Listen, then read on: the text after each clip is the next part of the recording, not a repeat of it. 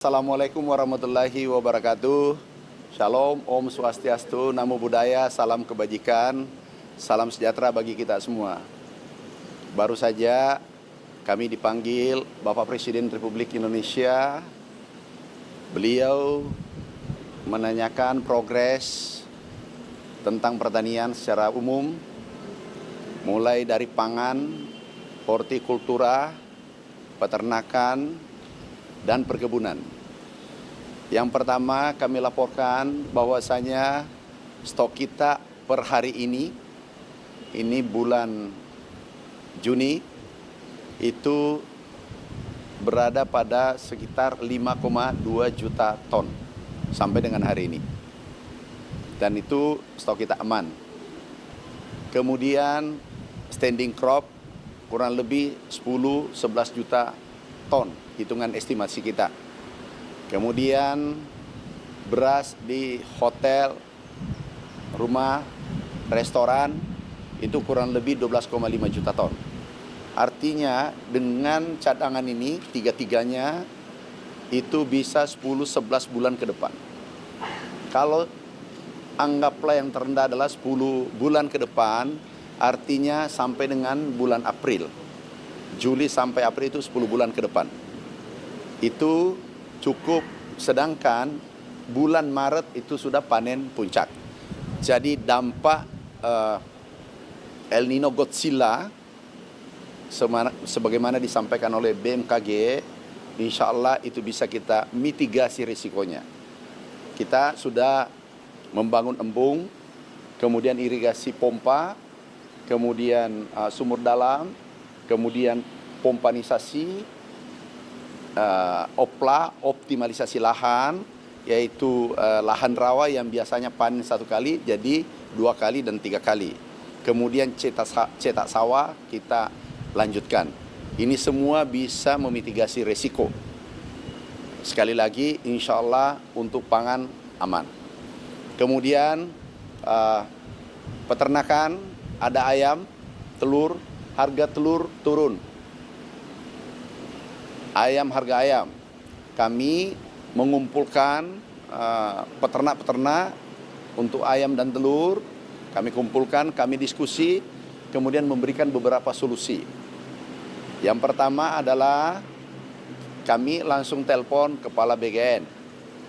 Menyampaikan kalau bisa dalam 1 minggu biasanya konsumsi telur 1 kali, bisa menjadi 3 kali termasuk ayam. Sehingga harga mulai merangkak naik. Dan itu kita sepakati semua. Kemudian hortikultura. Kita melakukan percepatan tanam bawang putih. Kemudian masuk perkebunan, kita hilirisasi. Kami bersama teman-teman semua, bersama BUMN Pangan, kita melakukan akselerasi hilirisasi dan tanam kakao, kopi, menteh, kelapa, dan tebu. Kami sudah lakukan bersama teman-teman di 2025, kita lanjutkan 2026 dan 2027. Total luasan untuk petani itu adalah 870.000 hektar, termasuk tanah Papua, seluruh kabupaten di Papua. Kemarin saudara-saudara kita datang, ada 200 gubernur, bupati, dan petani-petaninya datang beserta kepala dinas. Kami berikan bantuan di sana. Tahun ini 3,2 triliun, tahun lalu 2 triliun, totalnya 5,5 triliun lebih. Kami laporkan Bapak Presiden, beliau mengatakan ini lanjutkan bantuan ini. Ini bantuan langsung ke rakyat. Dan ini bantuan hibah, traktor, kemudian sawah, bahkan dari beberapa provinsi meminta cetak sawah ditambah. Termasuk Papua Barat dan lain-lain. Ini kita tambah. Kemudian selanjutnya hilirisasi kita kejar. Hilirisasi kelapa, pabriknya sudah terbangun di Maluku Utara 1, insya Allah tahun ini mudah-mudahan selesai 2. Kemudian di Morowali 1 dan Riau, Provinsi Riau, Indra Hilir. Nah, Itulah laporan kami kepada Bapak Presiden. Beliau memberikan arahan, memberikan petunjuk, ditindaklanjuti, diwaspadai El Nino Godzilla. Kemudian hilirisasi dipercepat dan insya Allah perkebunan, sektor perkebunan yang tadi 870.000 hektar itu untuk rakyat seluruh Indonesia, untuk petani kita, itu hibah dan menciptakan lapangan kerja baru. Makasih. Ada pertanyaan? Nggak ada, cukup. Ini menarik. TBS. Ini TBS kami atas arahan Bapak Presiden, kami ditelepon beliau, disampaikan Pak Mentan kenapa terjadi penurunan. Saya katakan kepada beliau ini anomali. Kami kumpulkan pelaku usaha seluruh Indonesia, mewakili kurang lebih 700-an berkumpul, kemudian total PKS itu ada 1.900. Nah ini anomali, harga CPO dunia naik, dolar menguat kurang lebih 10%, harga CPO naik, tetapi harga TBS turun. Ini tidak masuk akal. Sama dengan kejadiannya dengan minyak goreng. Nah ini kami minta jangan bermain-main, jangan korbankan rakyat. Ada petani plasma itu 15 juta, dengan seluruh keluarganya diperkirakan 30 juta. Kita harus, Bapak Presiden arahkan berpihak pada petani plasma sawit. Dari 1.900 ada 274. 274 ini belum menaikkan, minggu lalu belum menaikkan, minggu lalu sekarang sudah menaikkan. Yang masih belum ada kurang lebih 100, kurang lebih 5-10%.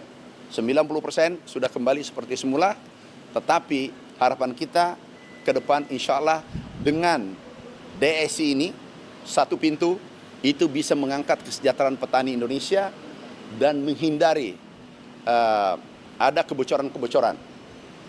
Nah itu arahan Bapak Presiden, tindak lanjuti. Alhamdulillah sekarang harga TBS sudah hampir normal, tinggal sedikit lagi. Tapi kami sampaikan yang 274 kami langsung pada hari itu juga kami mengirim surat ke Pak Kapolri bahwa ini harus ditindaklanjuti. Dan langsung tembusan Kapolda di wilayah masing-masing dan Dirkrimsus ditindaklanjuti. Dengan surat itu tinggal 100 lebih yang belum menaikkan harga TBS. Tapi kami yakin 1 minggu ke depan itu sudah pulih kembali dan insya Allah ke depan dengan satu pintu ini harga TBS ke depan lebih baik. Oke, kasih ya.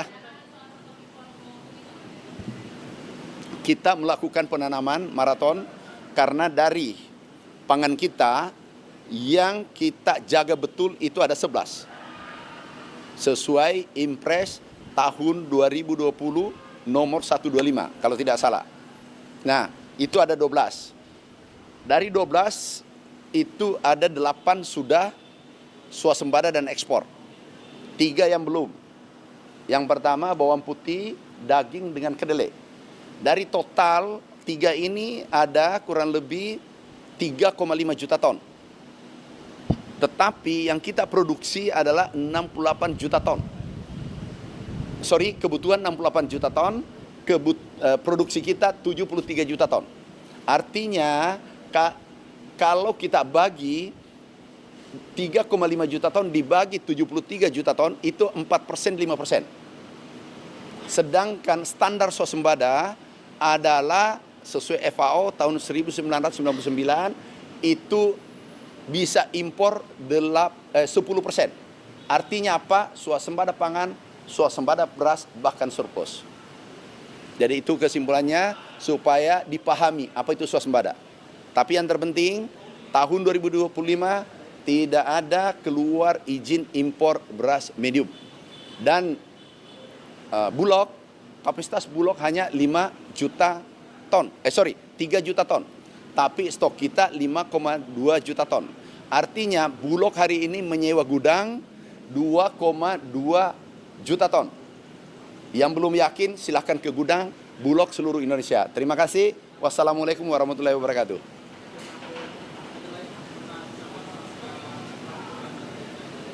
Gimana? Apa? Kedelai? Kenapa tuh? Dekat-dekat sini. Ini Pak, konflik Amerika Iran Pak. Anda supaya ketemu juga. Amerika Iran Pak kan selesai. Ah, Harga kedelai Pak. oke. Jadi kami minta, ini Amerika, Iran dan Israel. Dampak ini pasti ada, tetapi dampak positifnya itu kita manfaatkan dengan baik. Contoh, ekspor kita naik. Terakhir kita peningkatan ekspor kita sektor pertanian 166 triliun. Impor kita turun 41 triliun karena kita tidak impor beras. Oke. Kemudian ada impor katakanlah kedelai kan.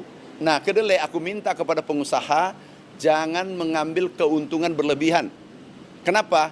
Anda tolong ada rasa empati, ada rasa peduli pada saudara-saudara kita karena selama ini impor kami tidak persulit.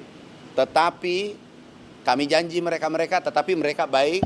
Kami janji kalau ada yang menaikkan semena-mena, aku pastikan izin impornya tidak keluar untuk tahun berikutnya. Dan itu kami yang tanggung jawab. Jadi kami ingin supaya tenang, pangan tersedia, dan satu lagi, beras bukan lagi penyumbang inflasi utama. Ini sudah 2 tahun berturut-turut. Ini disampaikan oleh Pak Mendagri. Makasih. Wassalamualaikum warahmatullahi wabarakatuh. Jelajahi cara baru mendapatkan informasi. Download Metro TV Extend sekarang.